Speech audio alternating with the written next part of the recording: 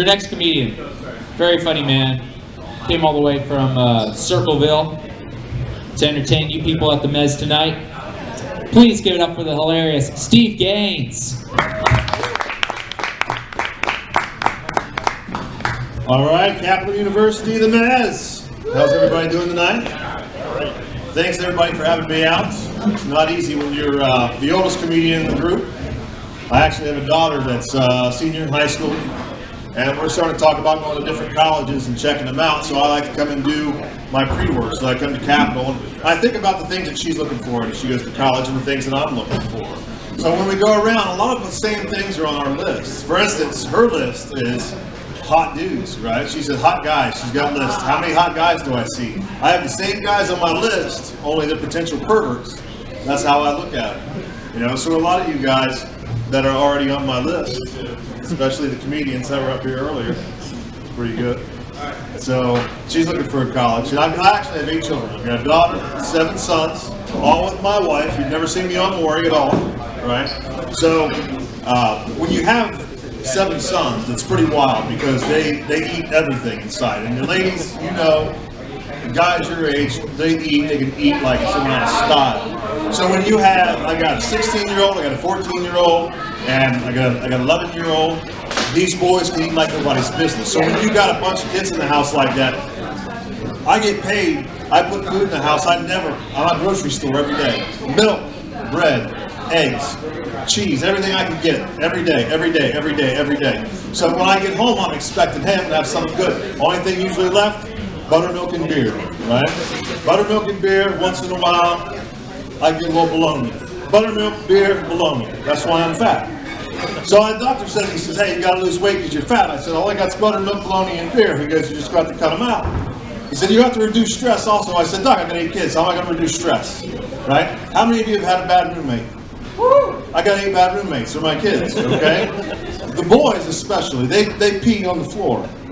They don't clean it up. Now, you ladies, you don't know this, but if you go in every men's restroom, there's a puddle of pee in front of the urinal. Every men's restroom, right? And it gets on everybody's nerves. Now, the black guys, they hate it because they can reach, but white guys, they don't realize that it's not as large as they think that it is, so they really need to get up in there, right? But they don't. And as the cause of that is, they shake, they dribble, and there's like a puddle of this horrible, nasty, 50 different guys pee.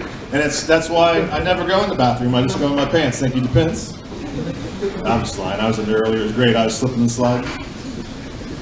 But when you have as many sons as I do, it's like running a frat house. It really is. I mean, they're in everything. And they're driving me crazy. I really think that my family's trying to kill me. I honestly believe it because they're always doing stuff that you wouldn't do.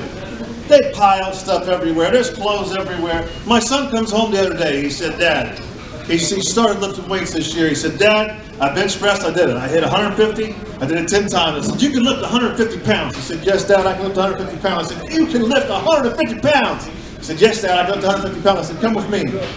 I took him into the bathroom, opened the bathroom door. I said, how much do you think your underwear weigh? About 151? Because you can't pick those up and put them in the dirty clothes. You got the point. They're driving me crazy. They're trying to kill me. They really are. And I try to take my daughter places, and guys are always got the eye on them. But when you got a dad who's basically looks like one of the good fellas, you know, one of the extras, not one of the good actors, but one of the extras, you know, and they try to peek an eye. See, like right now, he's thinking, I have to sneak around, peek around, take a look at that. So I'm always just. That's why I wear a sport coat. If you wear a sport coat, you can just, like Batman, cover it all up, just like that. So it's tough. But my daughter is, she doesn't tell me anything. And the funny thing about teenagers is they know everything, right? Until you ask them, this is what they know, everything except where they are, who they've been with, and what they've been doing. Everything else they're an expert on. So just think about that. So when you call your parents this week, you talk to your parents, you can be like, Dad, I saw this comedian, you would have loved him. He was your age. He was all stupid like you, always trying to tell kids what to do. It'll be great. Your dad will come out to the show with you next week. We'll have a great time. We'll kick around old guy stuff. But it's true. When all my friends, I'm 38. I'm getting closing in on 40, man. And when you're closing in on 40, all your friends, they go on these health kicks. They're all scared to death they're going to die. They're getting close to 40. They were invincible. They were eating everything, eating big sandwiches, drinking beers, everything, colas. Now all of a sudden, everybody's on a diet. Well, I tried to go on a diet. I'm on some kind of Teflon diet because I can never stick to it no matter how hard I try. It's a Teflon diet, and I started exercising. I thought I gotta find something. When I was growing up, man, I played basketball all the time, played baseball. I played 3 different sports: football, offensive line. I was big, but I was run all day, play basketball all day, all that stuff. So I thought, you know what, I'm gonna run. I'm gonna run. It's gonna be great. And I see people running all the time. They enjoy life. They're happy. We have any runners in here? Good. Only when you hear whoop whoop, and then you run. Some of you then were talking about hump day with the camel, but I'm actually. Some of you know what I'm talking about. But so I took off running. So I got out of the house. I was like, I'm going to do this. I got the shoes. I got the outfit, man. I'm ready to go. So I take off running, and I got to the end of the driveway, and I pass out. So I call my wife on the cell phone. She backs out of the driveway from the garage, picks me up, takes me back up to the house. And this happens for a couple days. But after I kept going, I could make it to the end of the block. And I would have to call her to come get me and bring me back. But it's a funny thing. Day after day after day, I could keep going to get farther and farther and farther. And eventually, I could run all the way 3 miles, get back 3 miles. Then I hurt myself. I was down for a couple weeks. I started running again. I couldn't make it to the end of the driveway again. So I told the doc, I said, listen, I've been drinking beer since I was 13 years old. I can stop for a month, no problem. I could go back. And I could drink a 12-pack.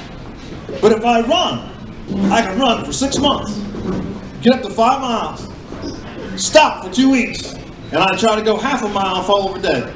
Alcohol, my friends, alcohol is a better lover than running. You remember that. Be careful with that running, it'll get you. Thank you very much. That's my time.